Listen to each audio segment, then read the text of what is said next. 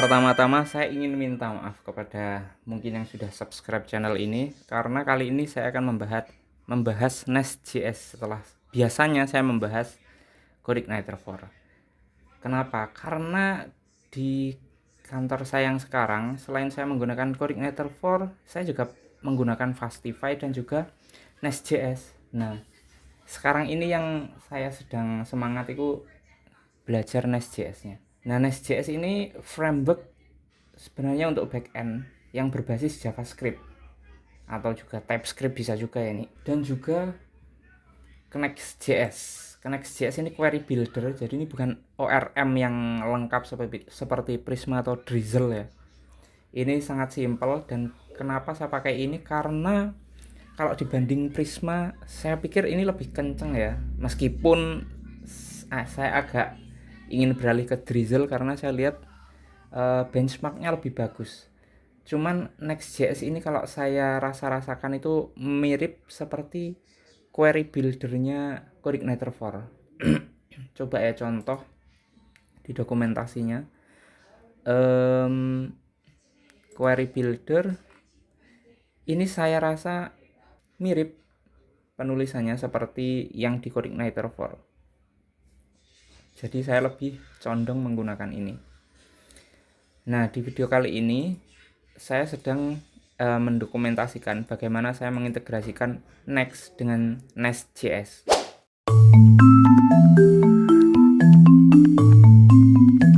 Kenapa saya bikin ini? Oke, sebenarnya saya sudah belajar cara mengonekkannya dengan Prisma ya, ORM Prisma, menggunakan kursus Udemy dari programmer zaman now, belajar Nest.js.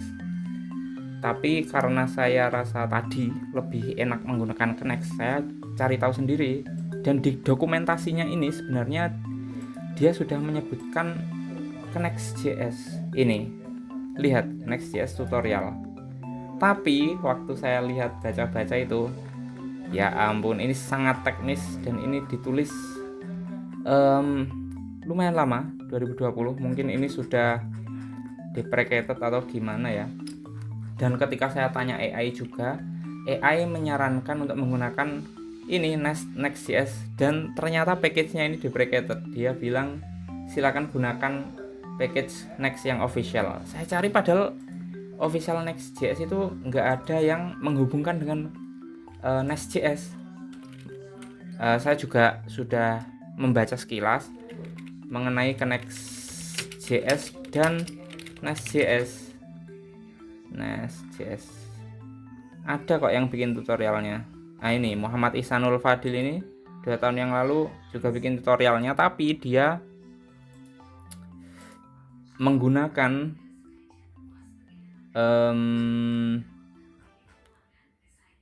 kalau nggak salah package yang tadi tuh, yang deprecated itu.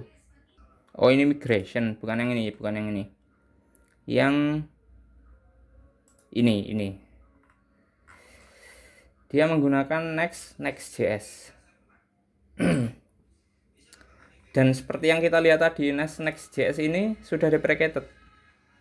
Ternyata kita bisa langsung menggunakan ini guys, Next.js-nya, menggunakan Next.js. Nah, caranya gimana? Oke, langsung kita mulai aja. Kita bakal inisialisasi proyeknya. Sebentar, saya buka Explorer dulu, kemudian saya akan menaruhnya di directory untuk saya membuat konten ya, Nest.js. Oh, saya belum pernah bikin Nest.js. Oke, kita bikin directory Nest.js.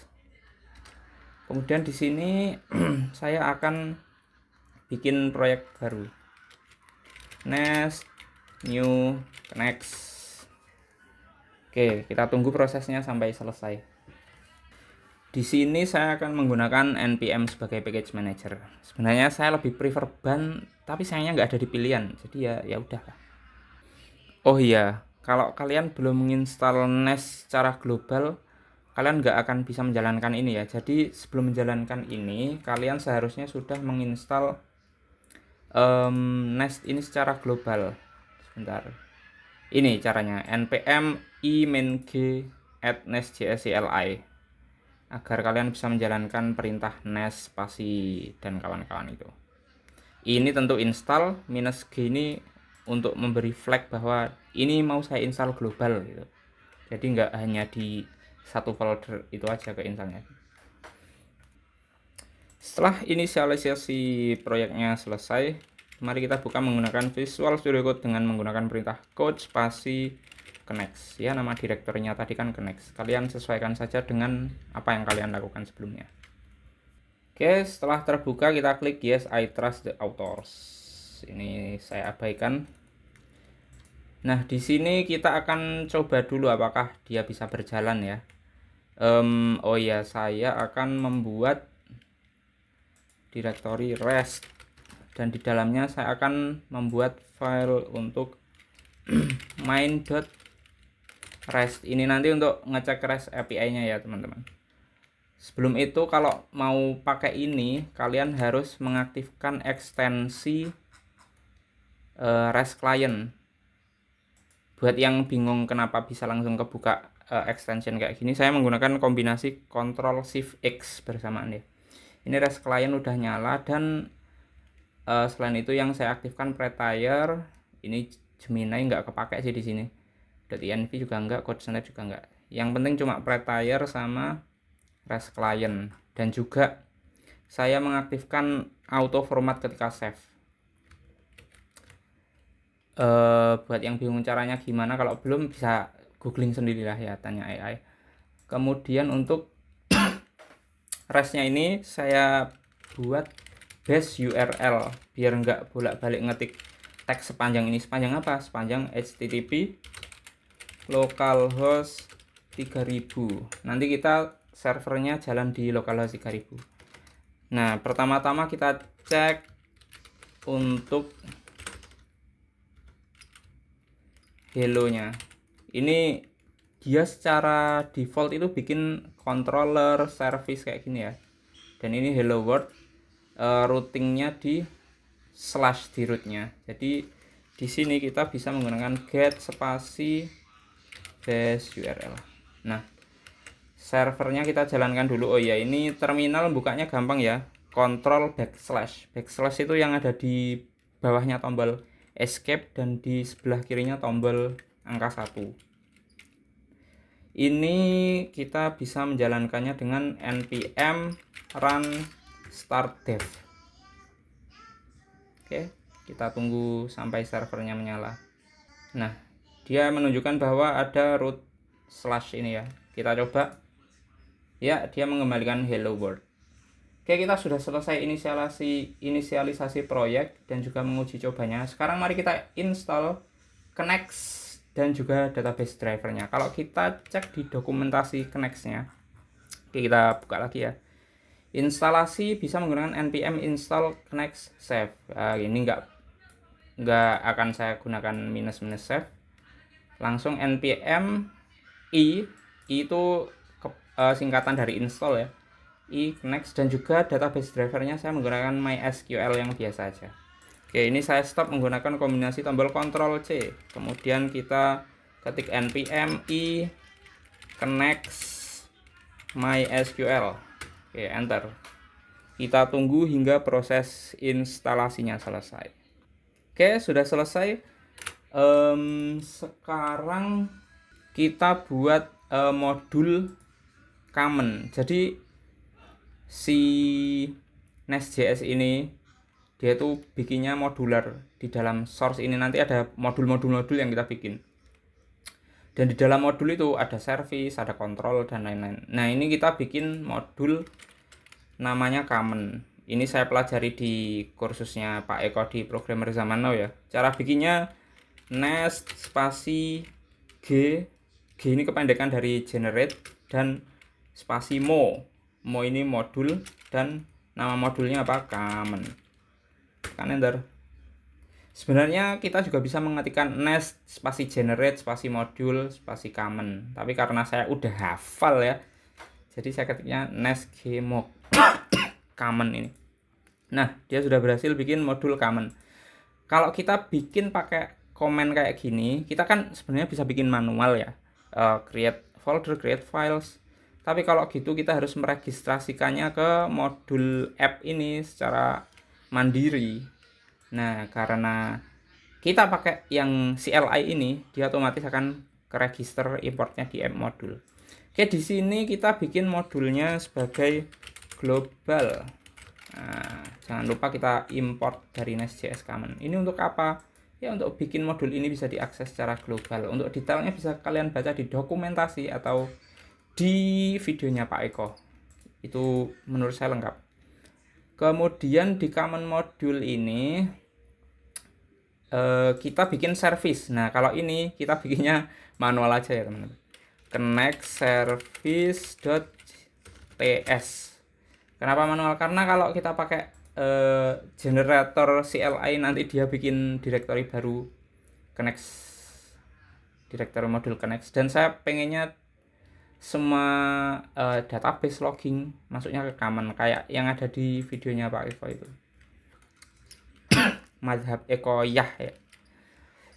Di sini kita bikin service ini menjadi inject table, bisa diinjekkan ke modul-modul.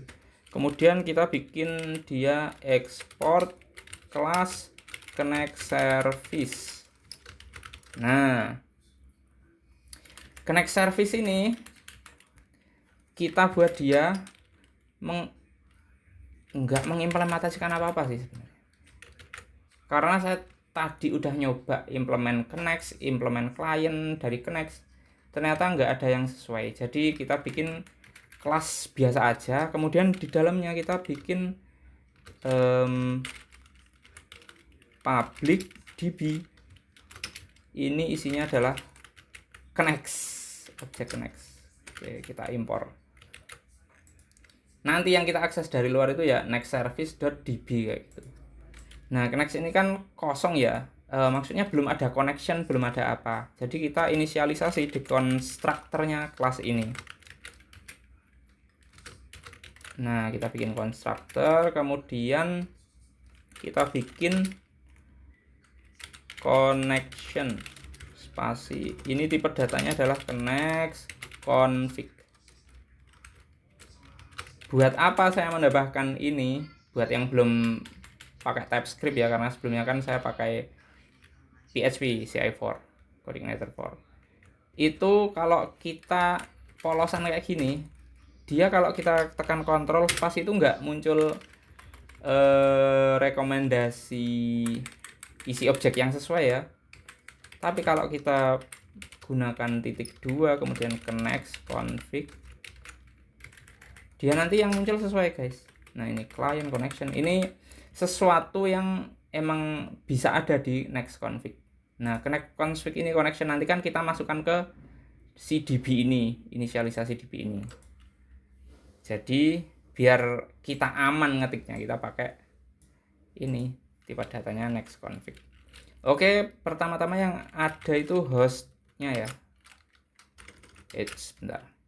Oh bukan, client dulu, client. Kalau kita cek di dokumentasinya yang MySQL. Nah, kayak gini, config itu formatnya kayak gini ya, teman-teman. Client ini ada Postgres, MySQL. Nah, saya pakai database MySQL. Kemudian connectionnya ini berupa objek. Nah, ini nanti isinya host, port, user, password, database kayak gitu. Pertama-tama hostnya localhost, kemudian port 3306 default ya. Kemudian database-nya ini saya belum bikin database-nya, habis ini kita bikin ya. Database-nya tes aja lah, tes. Saya lupa sih udah bikin apa belum, tapi kita pakai database tes aja, oke? Database, terus username untuk connect ke password ini apa? User kita isi dengan root, ini default di lokal saya kasih root. Kemudian password ini saya kosongin jadi string kosong aja. Oke, connection udah kita bikin. Connection ini perlu kita masukkan ke sini guys, ke inisialisasi database-nya. Nah, ini kita db kita isi dengan connect, terus connectionnya kita masukkan ke sini. Bentar. Oh, pakai this, lupa saya. Oke, this DB. Kita merujuk ke dalam propertinya dalam kelas ini ya. Nah, dengan begini kalau kita memanggil connect service, kita akan dapat instance dari connect, objek dari connect yang udah nyambung ke database ini. Oke. Jadi kita udah berhasil menginstal connect, drivernya, bikin modul common, dan juga bikin service untuk connect-nya. Sekarang mari kita buat dulu database-nya. Seingat saya belum bikin ya. Kita buka terminal baru. Ini ada plus di sini ya. Kita klik. Kemudian kita buka MySQL -urut. Nah, buat kalian yang belum mengonfigurasi MySQL atau MariaDB di lokal kalian biar bisa dibuka lewat CLI. Buat yang belum tahu ya. Buat yang belum tahu bisa komen di bawah. Mungkin perlu saya bikinkan tutorial untuk bikin dia bisa kayak gini, oke? Oke, kita bikin dulu database, create database test. Ya, kita akan pakai database test. Oke. Kemudian kita coba aktifkan database testnya, use test. Oke, kita udah berada di database test. Kemudian kita show tables. Belum ada tabelnya ya. Kita bikin tabel baru, create table.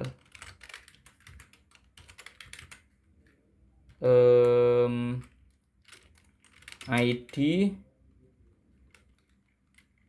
integer, auto increment.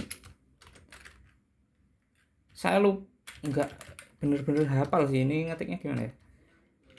Primary key ya, ini efek samping dari kebanyakan menggunakan migration ya, saya jadi lupa. Ini kayaknya gini ya, nanti kalau salah kita benerin aja. Varchar misal 100, name panjangnya 100 saja, not null, harus diisi namanya ya. Jadi ada ID sama name, ini sederhana saja. Salah guys, gimana cara bikin tabelnya? Bentar, kita cari tahu dulu. Create MySQL. Create table. Oh, belum ada nama tabelnya. Oke. Tabelnya misal tes. Database-nya tes, tabelnya tes. Oke, kita coba. Nah, sudah jadi. Kita show tables lagi. Oke, ada tabel tes. Kita describe test. Nah, jadi sesuai apa yang saya harapkan ya. Nggak tahu kalian berharap apa, tapi harapan saya sederhana aja. Kita bisa mengutak-atik database ini dari koneksi-koneksi kita di Nest.js. Oke, database sudah jadi, tabel sudah jadi. Sekarang kita bikin service dan controller untuk show. Kita gunakan modul app aja ya. Kita di service ini kan ada get hello. Kita bikin service baru lagi untuk show data. Jadi kita bikin function namanya show method ya. Ini kita bikin asinkronus karena koneksi connect nanti perlu asinkronus guys. Oke, show. Terus nanti ada parameter ID dengan tipe data number. Oh iya, connect service-nya perlu kita masukkan ke konstruktornya service ini ya. Inject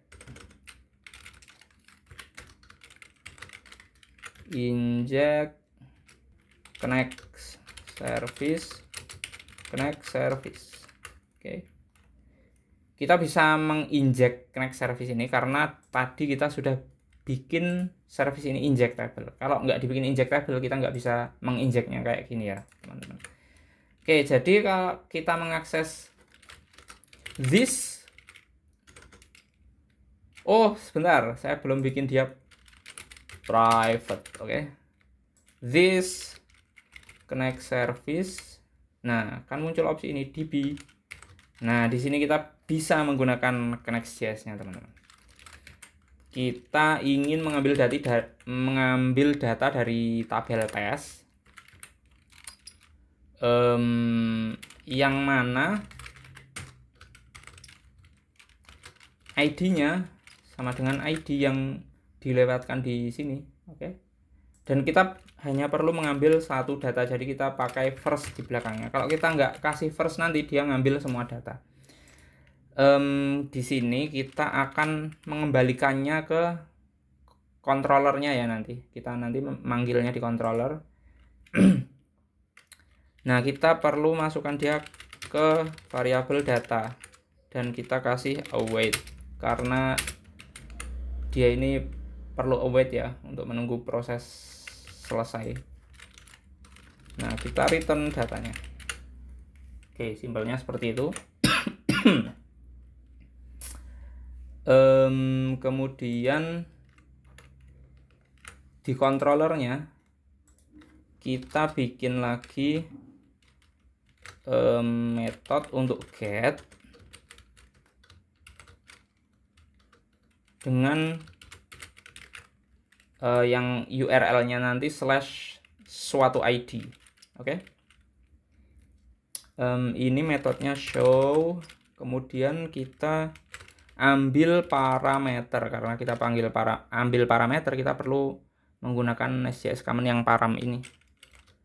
Kita ambil ID, kita menyimpannya ke variabel ID dengan tipe data number. Tapi oke, kita lengkapi dulu nih, Ctrl S. Tapi ini nanti biasanya kan parameter itu string ya defaultnya. Dia nanti meskipun udah dikasih tahu kalau dia number, kalau nanti kita ngepassing string itu tetap masuk. Jadi kita perlu difilter dulu.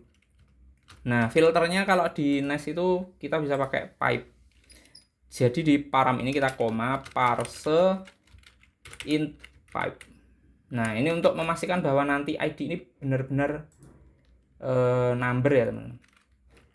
Nah, di sini kita bisa return this app service show. Oke. Nah, ID-nya kita teruskan ke service-nya. Oh, ini await ya. Nah, show-nya kita bikin asynchronous karena nanti kalau nggak dibikin await sama async gini, dia tiba-tiba mengembalikan promise. Dan saya kurang suka struktur seperti ini sih. Strukturnya kita simpan dulu ke data ya, terus kita kembalikannya strukturnya seperti ini, teman-teman. Objek yang ada suksesnya true dan datanya data ini masukkan ke sini gitu. Ini model kayak gini namanya envelope kalau nggak salah, bisa di googling juga. Nah, di sini kayaknya oke, tapi datanya kan belum ada ya. Coba kita jalanin dulu. npm run start dev. Kita tunggu sampai nyala. Apa nih? Oh, bentar. Connect service ini perlu diekspor di sini ya, di command module. Dia perlu didaftarkan di exportnya. Connect service. Kemudian juga Connect service harus didaftarkan sebagai providernya. Connect service. Nah, perlu kayak gini. Alasannya kenapa? Alasannya saya lupa sih. Pokoknya harus bikin seperti ini. Kalau pengen lengkapnya ya baca-baca dokumentasi, atau yang udah tahu silahkan tinggalkan di kolom komentar. Oke. Nah, setelah ini harusnya sih bisa ya. Oke, kita coba lagi. Nah, bisa jalan. Oke. Jadi udah ada get slash dan juga get untuk slash ID. Di restnya kita buka lagi, kita duplicate ini bisa diblok, kemudian tekan Alt Shift panah bawah ya kalau pakai Visual Studio Code, dia akan menyalin kodenya ke bawah. Oke, kita show /1 misal. Kita send request jeng success true. Tapi nggak ada, karena kan emang datanya masih kosong ya teman-teman. Ini harusnya kalau nggak ada datanya, dia mengembalikan 404. Nah, gimana biar dia mengembalikan 404? Kita throw exception saja ya. Kita buka service. Nah, di sini kita cek if tanda seru data. Jadi maksudnya kalau datanya nggak ada, kita throw new HTTP exception. Jadi HTTP exception ini bawaannya dari si Nest.js ya teman-teman. Dari Nest.js common. Nah, kita kasih pesannya data tidak ditemukan. Terus statusnya pakai HTTP status titik not found. Nah, HTTP status ini juga dari Nest.js common. Oke, kita coba lagi. Nah, 404 data tidak ditemukan. Oke. Karena emang datanya belum ada, jadi kita bikin untuk insert datanya dulu. Kita kembali ke app service, kemudian kita blok, kita duplikasikan di sini. Kita bikin create, metode create, isinya adalah name, tipe datanya string. Kemudian di tabel ini kita pakai metode create, bukan insert. Kalau di Connect.js itu insert untuk input datanya. Nah, datanya any. Nah, kalau gini kita sebenarnya bisa sih langsung ngetik name.2 name. Tapi saat kalau kita pengen ada autocomplete untuk IntelliSense data apa yang harus masuk gitu ya, kita bisa bikin tipe datanya teman-teman. Kalau di programmer zaman now itu kita bisa bikin di source ini, bikin directory model. Nah, di sini kita bikin test.model.ts untuk mendefinisikan tipe datanya ya. Jadi kita bikin kelas, bisa type, bisa interface, terserah. Ini saya pakai kelas test model. Nah, di dalamnya kan ada, di database itu kan ada kolom ID dan name. ID ini tipe datanya number. Tapi kalau insert kan kita nggak insert ID sendiri. Jadi ini saya kasih tanda tanya biar opsional. Jadi kalau kita insert pakai name saja bisa. Name ini kita bikin string. Oke. Nah, namanya kan varchar. Yang mana kalau di JavaScript itu sama dengan string ya. Kita bisa menggunakan tipe data string untuk memasukkan ke varchar, oke? Modelnya udah jadi, mari kita gunakan modelnya di sini. Jadi di Connect itu kalau kita sorot, dia itu bisa kita buat tipe datanya bisa kita tentukan gitu loh, sebagai generic kayak gini.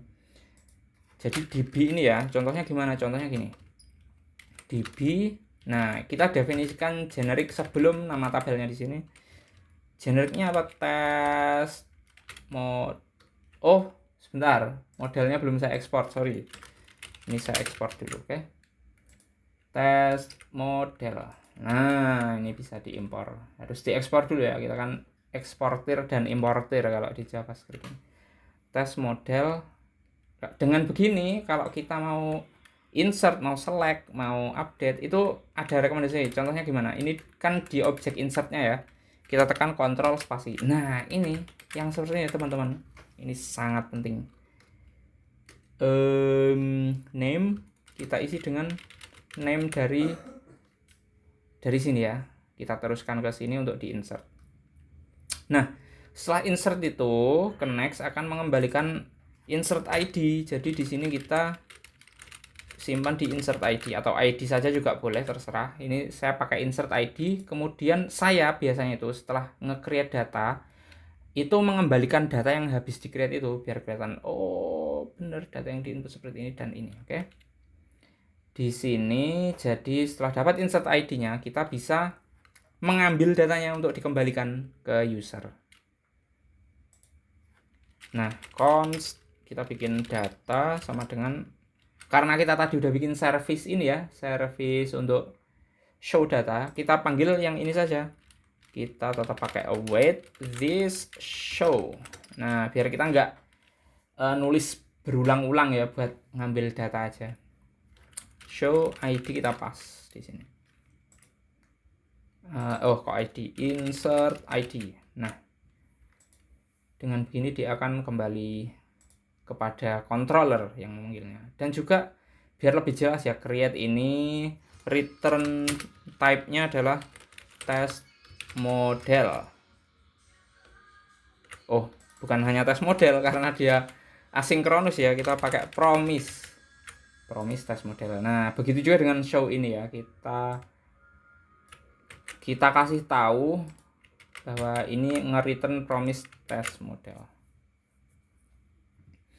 Nah, sekarang di controller kita bikin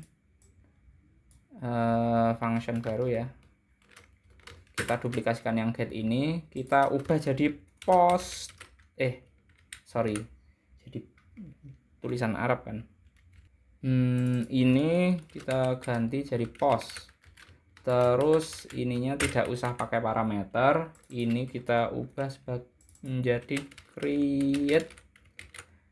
Dan di sini dia menerimanya dari body bukan dari parameter. Menerima dari body apa? Menerima name. Nah, karena ini string kita nggak perlu ngeparsing ya. Kita masukkan dia ke variabel name yang bisa diakses di dalam function ini. Tipe datanya string, oke. Nah, di sini kita ubah menjadi app service titik apa tadi? Titik create, oke.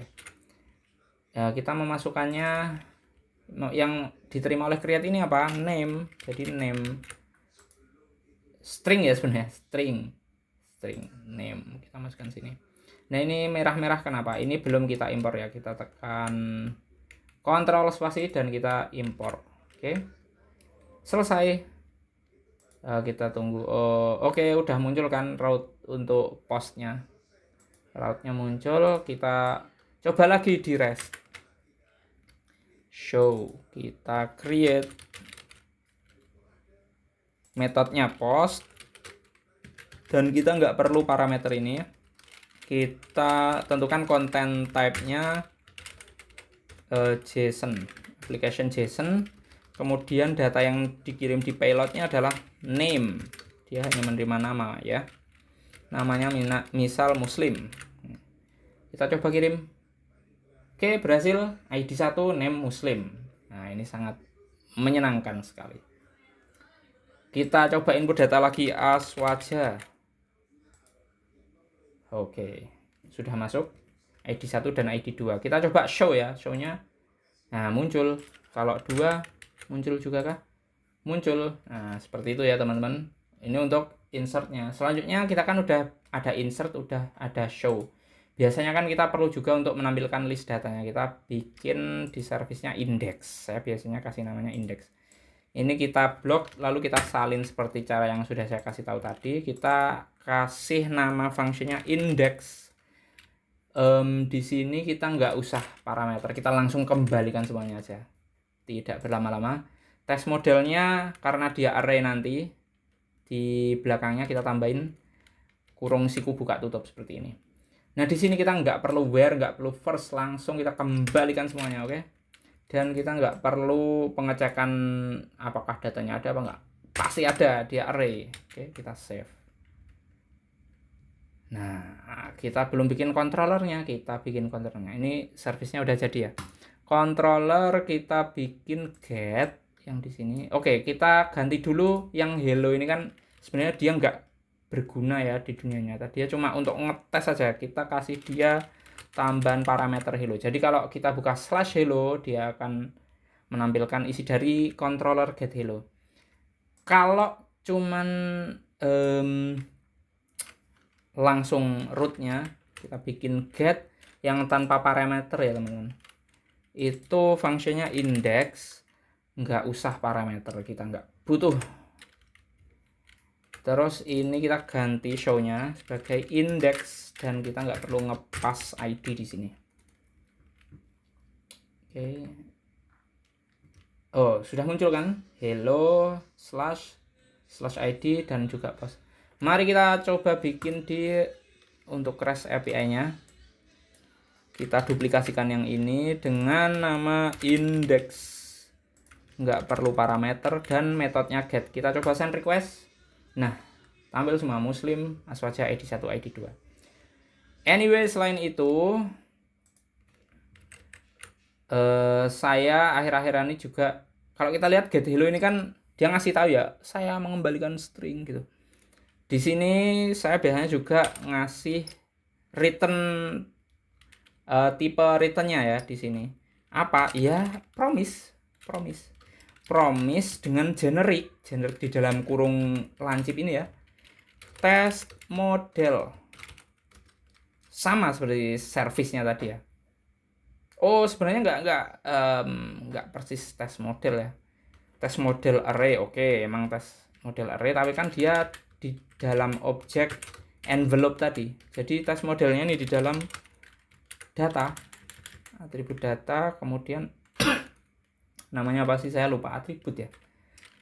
Kemudian sukses itu boolean. Oke, seperti ini. Jadi kita ngasih tahu indeks ini mengembalikan sukses boolean data seperti itu.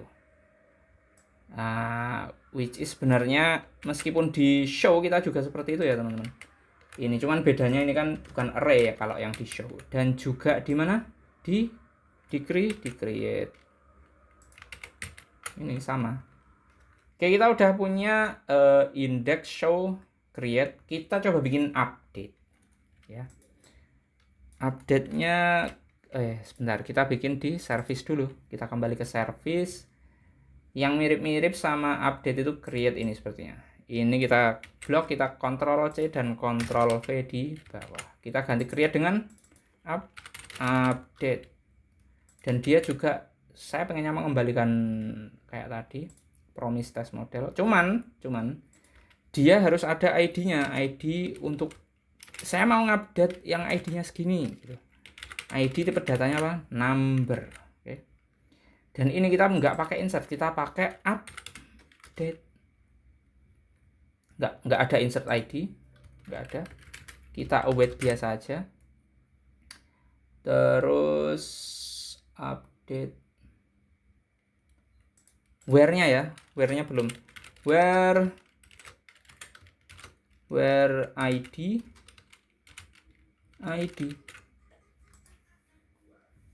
Kemudian kita show.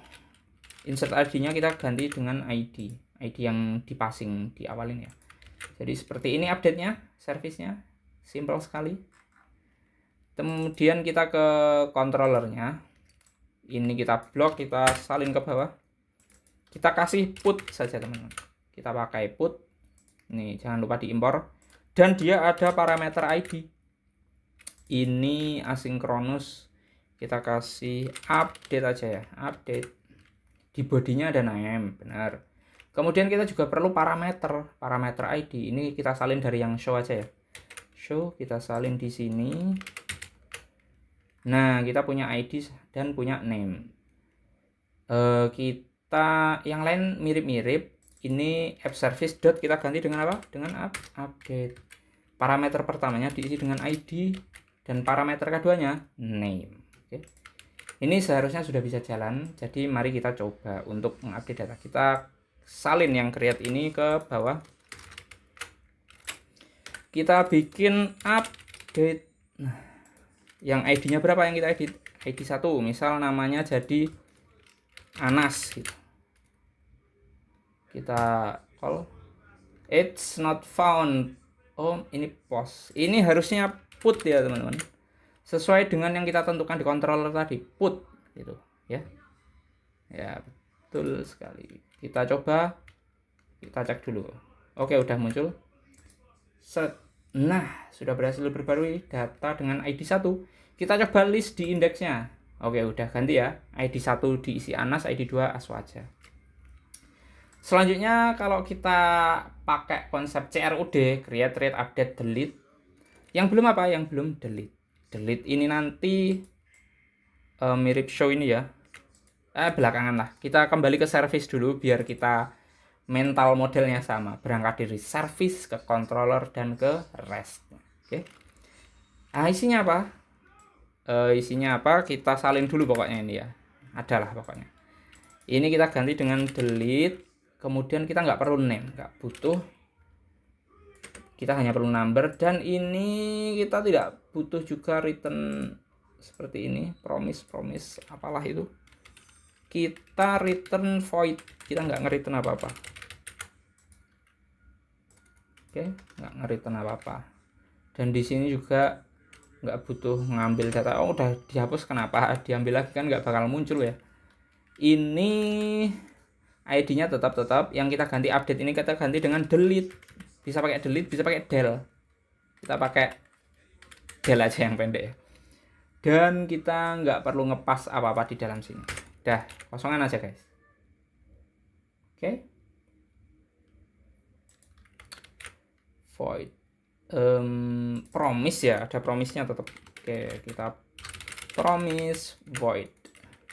Oke, service-nya udah jadi. Sekarang kita buka controllernya. Kita kopas yang put ini. Kita ganti dengan delete. Oke. Dan kita ganti fungsinya dengan delete juga. Kita nggak perlu body, nggak perlu ini, nggak butuh. Tetap ya, bandel ya. Oke, kita nggak perlu data, cuma perlu success boolean. Saya biasanya nggak nge-return apa-apa sih. Jadi saya pakai return code-nya status 204, promise-nya void. Jadi dia nggak nge-return apa-apa. Kalau di programmer zaman now sih nge-return sukses gitu ya, seingat saya. Tapi kalau saya biasanya nggak nge-return apa-apa. Jadi di sini app service-nya kita manggil delete dan hanya ngepas ID, dan di sini sudah gini aja. Untuk status code-nya kita bisa menentukan kalau di Nest.js itu status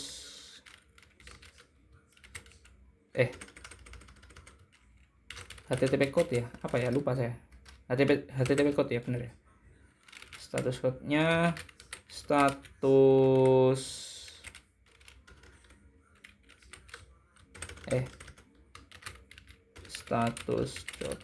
bukan ya, HTTP code, bukan, HTTP status dot no content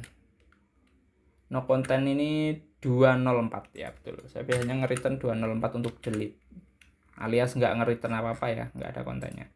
Oke, delete sudah jadi. Mari kita buat restnya. Kita kopas yang show.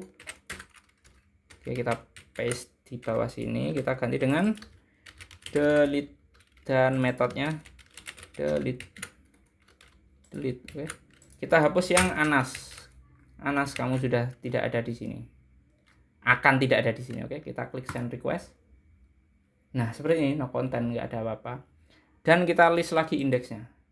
Yang sudah, datanya terhapus untuk Anas. Jadi sekarang kita sudah berhasil bikin create, read, update, delete alias CRUD menggunakan Nest.js, dan query buildernya ke Next.js. Setelah tahu ini, kalian mungkin perlu mengembangkan menjadi sesuatu, mungkin menambahkan autentikasi yang mana itu ada di course programmer zaman now. Atau kalau kalian pengen saya bikinkan juga silahkan komen di bawah. Dan kalian juga bisa mendeploynya, entah itu ke VPS, ke shared hosting. Kalau saya shared hosting murah yang support Node.js, nanti berjalan di atas Fusion Passenger. Nah, kalian kalau pengen dibikinkan tutorialnya juga komen di bawah. Ini shared hosting yang saya gunakan murah ya, cuman 10.000 per bulan ya, murah sekalian. Kemudian untuk logging juga, mungkin ini defaultnya pakai loggingnya Nest.js, tapi kalau di hosting itu yang saya alami ya, loggingnya itu susah dibaca. Kalau di sini emang enak dibaca ya, seperti ini bagus. Tapi kalau dia masuk ke file itu jadi kotak-kotak segitiga seperti itu. Jadi mungkin perlu opsi logging lain. Kalau di programmer zaman now menggunakan Winston yang umum digunakan di industri sepertinya ya. Kalau saya sendiri pakai Pino, bawaan dari Fastify biasanya. Nah, kalian Kalau perlu juga silahkan komen di bawah. Dan lain-lain. Silahkan bisa dikembangkan sendiri, entah itu middleware dan lain-lain. Operasi kompres gambar, AI koneksi, terserah. Oke, tapi kalau ada saran lain yang mungkin perlu saya bikinkan tutorial mengenai ini, silahkan komen di bawah. Jangan lupa komen, like, subscribe, share ke teman-teman kalian. Oke, udah konten kreator beneran. Kurang lebihnya mohon maaf. Semoga bermanfaat. Sampai jumpa di video selanjutnya.